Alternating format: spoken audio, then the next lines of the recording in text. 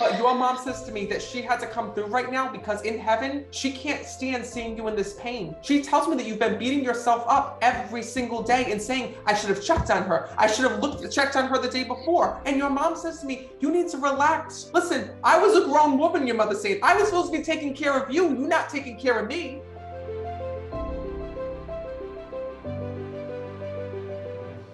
Where are you guys from? We're from Irvine, California. Perfect. Well, first of all, I'm glad that you're here. There's a soul that's coming through right away to me that's telling me that they passed unexpectedly here in this world. And I keep seeing trying to be revived when I'm connecting. My mom. Okay. Yeah. Hold on. Don't say another word. Did you find her here in this world? Yes. And she just recently passed, correct? Yes, she passed in November. Okay. Because listen, anytime someone passes within a year's time, it's tough for me to hear them. But your mother, like, literally had me by my neck. And she was going to me like this, find my daughter, find my daughter. And she kept saying to me that, you know, she found me and she was so upset because she tried to revive her, but your mom's telling me everything. And she tells me that she was already passed. Her soul was already on the other side. Do you understand that? Yeah. And more importantly, your mother says to me that you still tried to revive her or bring her back. Yeah, I gave her CPR. Even though, I gotta be honest with you, your mom tells me her body was cold here in this world. Yeah, I felt her hand and it was cold, but I had to try.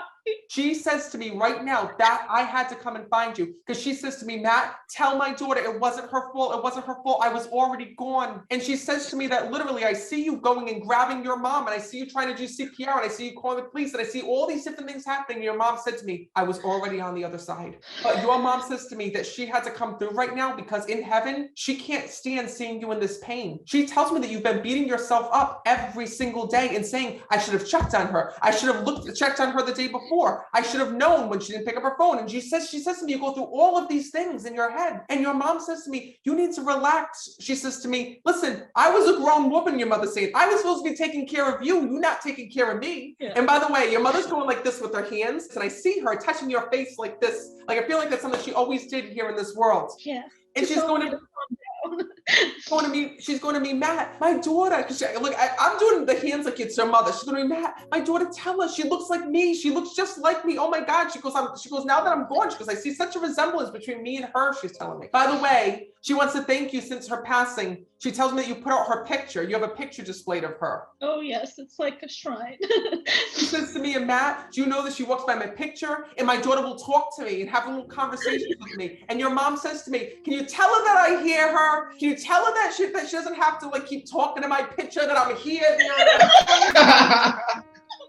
Yeah, you know, we have her picture right next to our bedroom and I feel bad for my husband because there's like her picture everywhere and he's been such a trooper because it's like, I don't say goodnight to him, I say goodnight to her. Well, your mother says to me, listen, she says the one thing that she wants you to know is that she had to find you today to let you know that what you saw was something that she wishes that you didn't have to. But the one thing that you need to know is this, please tell my daughter that there was nothing more that she could have done. You know, your mom was not feeling good for quite some time, she tells me. And she says to me that recently she was just at the doctor's, she tells me. So I see her at the doctor's and she said to me, Matt, she goes, don't you think if there was something serious or if there was something that I was gonna die from, the doctor would have seen it? She shows me this was undetected. And I'm gonna tell you something, I know how your mom had died because you keep saying, I need to know, I need to know, I need to know. I'm gonna be very honest with you. What happened to your mother was a ticking time bomb that nobody could detect because on the outside, your mom looked so good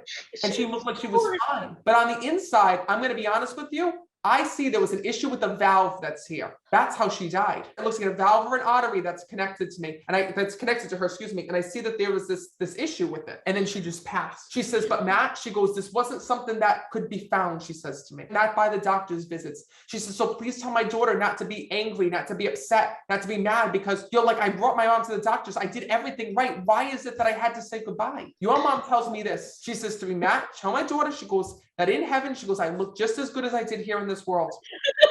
Yeah. She says, and thank God. She says, thank God I didn't have to go for surgeries while I was alive. I didn't have to have any of these things. She goes, I got to enjoy every single day with my daughter. She says to me, and the one thing that she wants to let you know is that she's so happy that she got to see what she did. She's so happy that she got to spend time with you. She's so happy that she got to meet your husband. Your mom tells me you kept her cologne bottle or her perfume bottle. Is that true?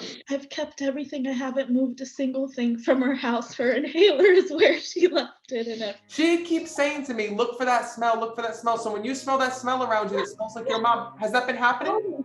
Yeah, and people think I'm crazy because our culture, they think we're crazy. But What culture are you? I'm Egyptian. We're Coptic Orthodox, and we are crazy. Okay. Well, listen, being Italian, I don't know. I've always said felt into potty, so I don't think you're crazy. I know that it's real, and your mom knows it's real, and that's all that matters. But your mom says to me that, I'm going to be very, very honest with you, she wants you to be able to go through her things. She says, now it's time. And I'm going to tell you why. Your mom says to me, she goes, Matt, I told my daughter this when I was alive, and I'm going to tell her this now. I don't want her stuck in that day. I want to see her live life. I want to see her open up new chapters. She goes, and in heaven, that's what I'm watching her do. She goes, I don't want her to keep my things just to remember me, because the more that you keep her things, the more that you're stuck in that day in which she died. She says, it's okay, let go of it, because letting go doesn't mean you let go of your mom. It means that you let go of everything that you saw that day, all of the hurt and the pain that you experienced that day, and you sense and feel your mom in a different way. Listen, the connection's already there. You're already sensing and feeling her. You're getting the smells, you're getting the signs, you're doing all those things. And when we start to move past the day in which she died, you're going to create a brand new connection with your mom. And this is just validation for that. Thank you, Matt. So, I was so worried because I didn't know if she suffered, because when I found her, she looked like she was just sleeping, and I had just spoken to her half an hour before. Or an hour before. And that was my biggest thing. Like, oh my goodness, she was by herself. What if she felt pain and I wasn't there? I'm going to tell you, your mom tells me she didn't even know. If anything, I'm going to be very honest with you, because sometimes what's really cool, and I don't really share this that often, is that your loved, every time I talk about things, I feel like these are things I should have put in my book, and I forgot. I keep forgetting, like there's so much to talk about with the other side. Sometimes they'll share with me their thoughts about what happened before they died, right? And your mom shared me with these thoughts, that she had this false sense of calm, this false sense of peace, because of the fact that she went to the doctors. The doctors told her nothing was wrong. So she's like, I'm going to take my medication. I'm going to see how it works. So the next morning, we'll see how I feel. It wasn't anything that she was nervous or anything. So when she passed, she was sleeping. That's what she's acknowledging. And that's why she had to come and see you here today. Thank you. All right, I'm going to leave you with that.